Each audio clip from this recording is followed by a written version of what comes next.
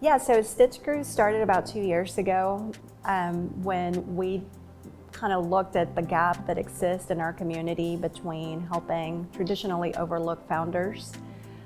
We felt that there was a huge gap with particularly with technology startups. There are a lot of support systems in our region, but they were focused more on traditional or lifestyle businesses. And they were really overlooking some of the founders that we felt needed to be helped around the community. We get to work with creatives and people that are just naturally risk takers and that are not afraid to challenge the status quo. And that just gives you this energy to keep moving forward and, experiencing new things, seeing what trends and technology are coming out and how technology can, I don't like the word disrupt so much because I think it has a negative connotation. I like more transformative. Particularly in our region, our economy is built upon traditional industries that are kind of at that intersection of how do we deal with the digital economy coming in. And I think that technology actually has the potential to transform those traditional industries.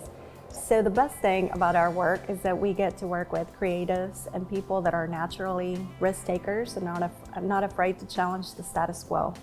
Right? These are people that see a problem or identify a problem and they're willing to do something about it. So we see that particularly important in our region because our economy is built upon traditional industries. So we feel that technology really has the potential to give those industries a way to compete in today's economy. So we just love working with them and, coming up with ideas, problem solving with them, connecting them to the right resources and the right networks so that they can thrive. That's the beautiful thing about entrepreneurship, right? It gives people the opportunity to rise up without having a pedigree, without having an expensive education, perhaps without even the need to, come up from a certain zip code or family heritage.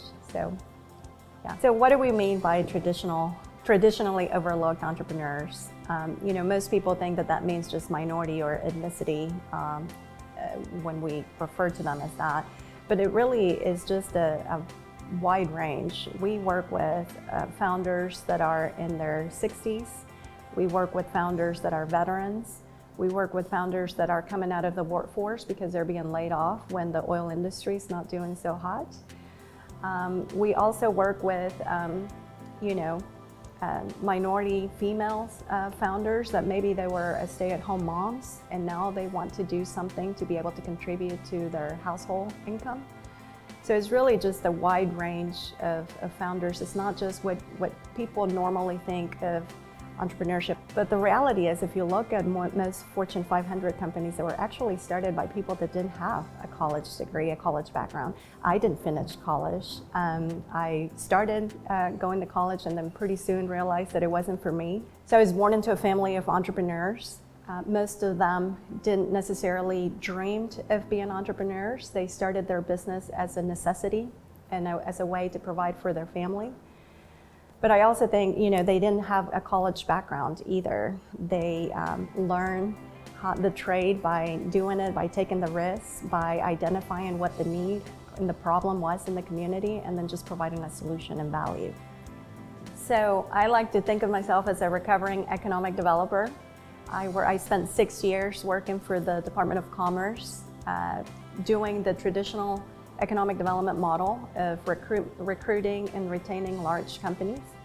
But what I would challenge fellow economic developers is to look at the way we measure the impact of economic development. And when we're just competing with other states for jobs, are we really creating jobs or just moving them around, shifting them around? Are we really creating wealth for the community? Because earning a paycheck is one thing, but teaching people how to create wealth is another one.